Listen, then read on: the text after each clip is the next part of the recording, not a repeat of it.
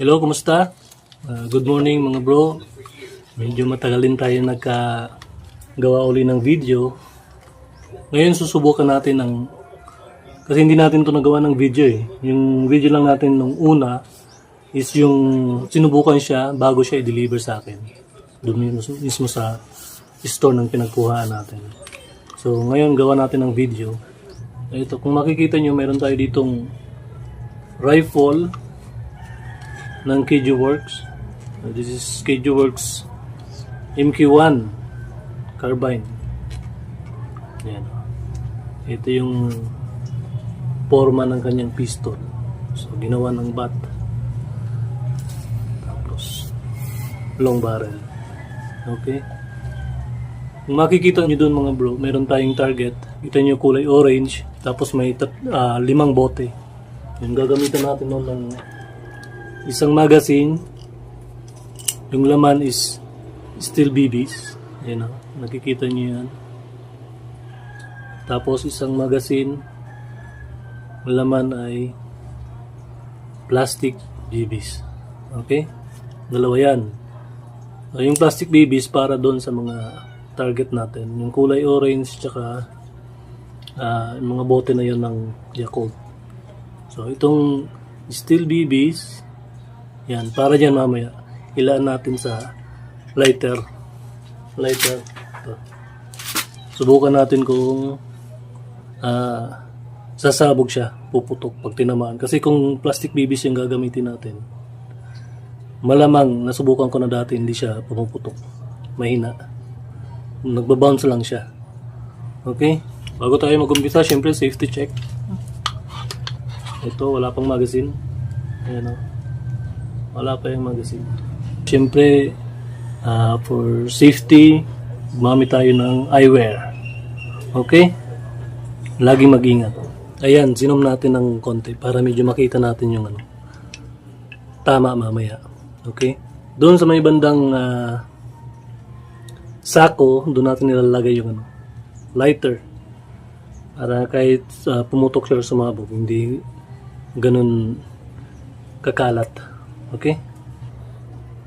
Pesto natin yung ating lighter sa sako bago tayo mag-start.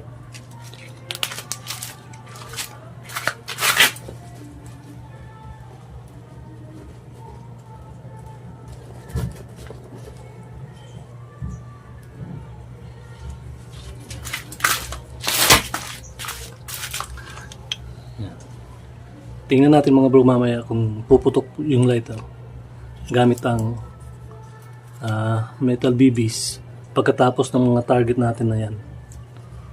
Okay, let's start.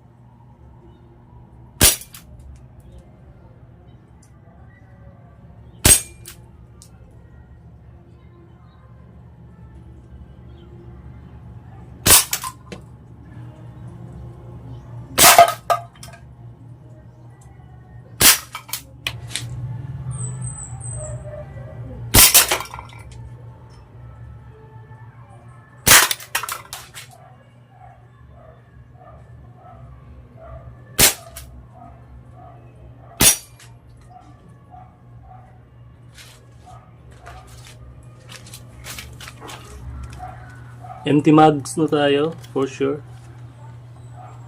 So, papalitan natin to ng magazine na may balang steel BBs para dun sa atin lighter. Yung nakikita nyo na nasa sako. Yung magazine natin, pasak natin sa ating carbine. Metal BBs na yung bala natin dito para dun sa lighter. Okay.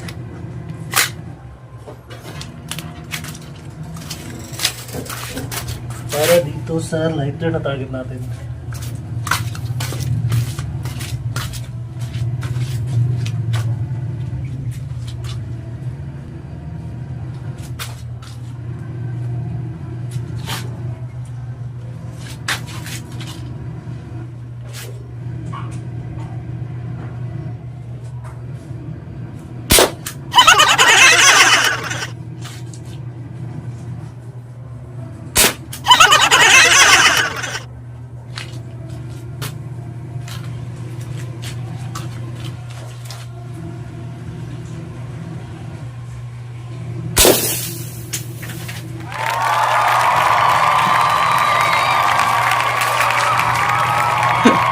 Nakita nyo yun mga bro, nakita nyo. Na yung paka-explode ng lighter, no? Para siyang rocket. Umangat, lumipad. So, thank you for watching. So, sana subscribe kayo at mag-like para sa mga susunod pa natin mga video. Abangan nyo. Ibang target na naman, tapos lalagyan natin to ng scope. Tapos try din nating subukan na gamitin yung ating pistol para sa mga lighter na susubukan natin paputukin or sabugin. Okay? Salamat. Hanggang sa muli.